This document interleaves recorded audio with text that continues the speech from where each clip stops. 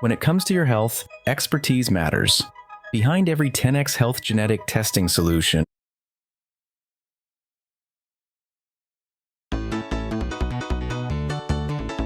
Sonic X Shadow Generations, everyone's favorite selection of Sonic the Hedgehog levels. Some stages are perfectly crafted, visually stunning, and shortcut ridden, while others are still really good honestly, but fall short in some aspects. Today, we're going to look at every 3D stage throughout Sonic X Shadow Generations and rank them from worthless to elite. And if you want to see a ranking for all the 2D levels, let me know in the comments.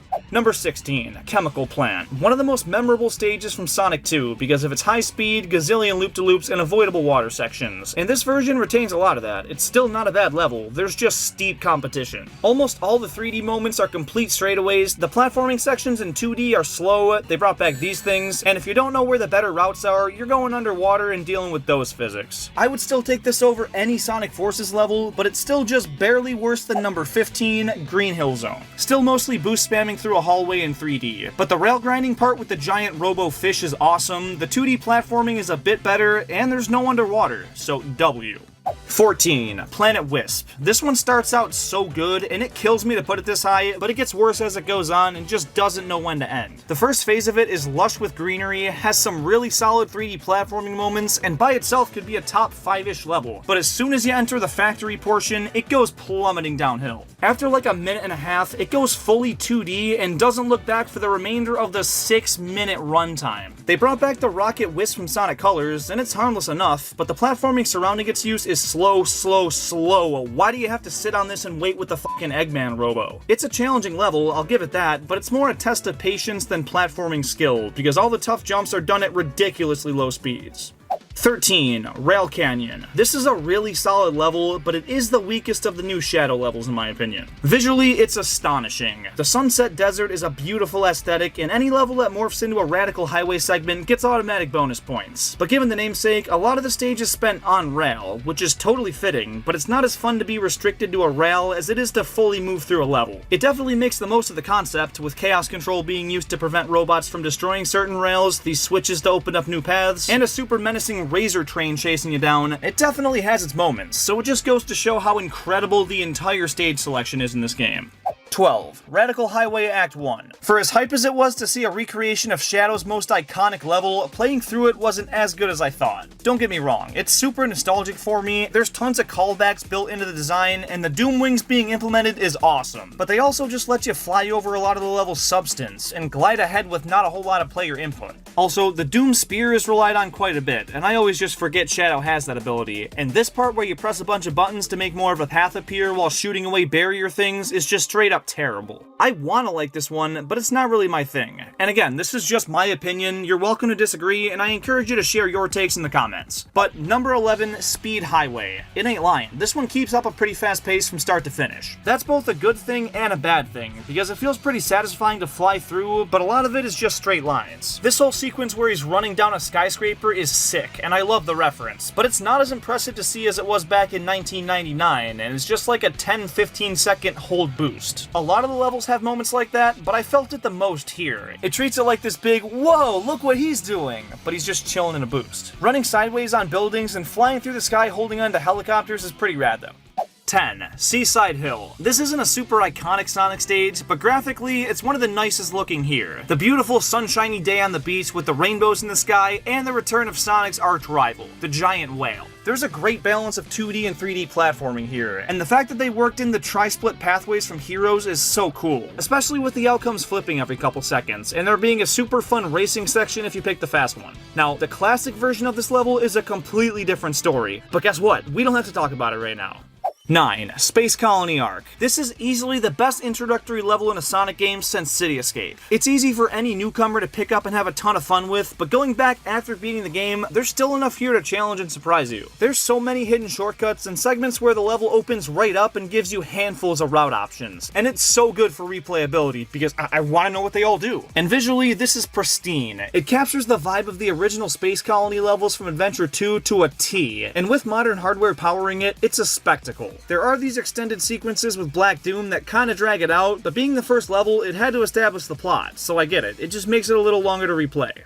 8. Radical Highway Act 2. Unlike the first act, which tried to feel like the original, but also used all the new abilities in interesting ways, this one goes all out to be different. All the roads are twisted and broken apart, making you run on the side of them in some cases. You've got the wings again, but now need them to fight this giant monster, and there's a billion different gliding routes that are really fun to take. The monster things you're fighting are kinda anticlimactic because they're stupid easy, but from far away, they look pretty scary.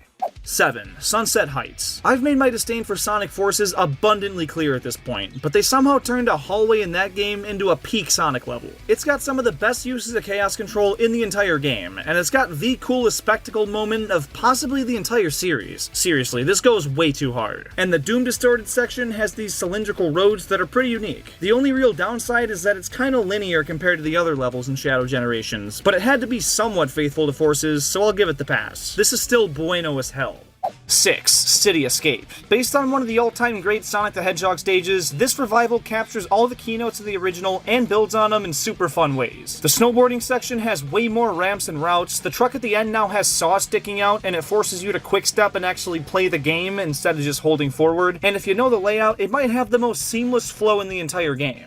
5. Chaos Island. At first, I wasn't a huge fan of this one, but it's grown on me a ton as I've gotten more used to using the Doom Sludge. Now, I usually don't like it when gimmicky things are added to my Sonic stages, like I said about the Rocket Wisp, but the Sludge is still super interactive and allows you to swing around like Spider-Man and swim up walls. Using it in conjunction with the rest of Shadow's abilities feels so smooth, but even still, the beauty of these levels is that there's almost always a split path, so you can mostly avoid it if you don't want to use it. I feel like the skill ceiling for this level is super high, because it incorporates all Shadow's new abilities at some point, and I'm really excited to keep exploring and getting better at it.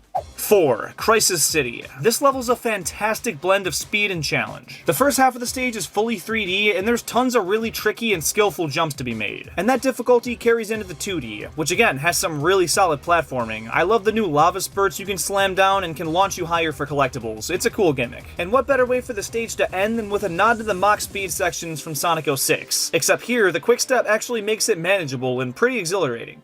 3. Kingdom Valley. This might be the recency bias talking, but this is a perfect recreation of the most synonymous level from Sonic 06, and it plays better than almost any other stage. Like I said for the Space Colony, there's parts where it offers like 10 different routes, and it genuinely doesn't even feel like a linear stage. Screw Kingdom Valley, this shit Yoshi Valley. I've played the stage a dozen times already and still feel like I haven't seen half of it. There's these rope things to jump off that you can stomp on for extra height, and there's always a secret up top. The Chaos Control Doom Blast combo opens up a slew of new passages, and the Doom Surf spots have secrets tucked in every corner. It is so dense with alternate ways to play, and even things like the wind streams replacing the regular rails make it seem so fresh. And the return of the Eagle to carry you around made me so fucking happy. Also, like Crisis City, they brought back the Mach speed section, and look at how far we've come. 2. Sky Sanctuary. This level is just about flawless. It naturally works in so many different ways to go, and the optimal route is almost always obvious, but it requires a lot of skill, which is ideal. There's not many prolonged straightaways, there's a ton of opportunities to 3D platform to save time, and if you fail, there's a fun path waiting for you down below. The 2D sections are brief, and outside of the stupid button gimmick and vines to grab onto, they're great. I love the bouncy clouds they added to this level only. It's a perfect recreation of a classic stage that breathes so much new life into it that it's now one of modern Sonic's all-time greatest levels. But it's not as good as number 1, Rooftop Run, which you probably saw coming, but there's a good reason for that. This stage is one of the best from Sonic Unleashed, and they didn't do much to change it for this version. It takes place in this super lively city that's overflowing with detail, and it's absolutely gorgeous. Now, the music throughout this entire game is stellar, but this track in particular is one of the most lively and celebratory songs I've ever listened to. It sets up such a fast and upbeat vibe, and the level design plays right into that. You're running across rooftops, that's why they call it that. You scale this giant clock tower and ascend through this colorful hot air balloon festival. Sonic X Shadow Generations is a celebration of the Sonic series, and this stage seems like the culmination of everything the title stands for. But what did I get right and what I get wrong? Leave your thoughts on everything down in the comments, and thank you so much for watching. This thing is super fun and satisfying. So this one's like a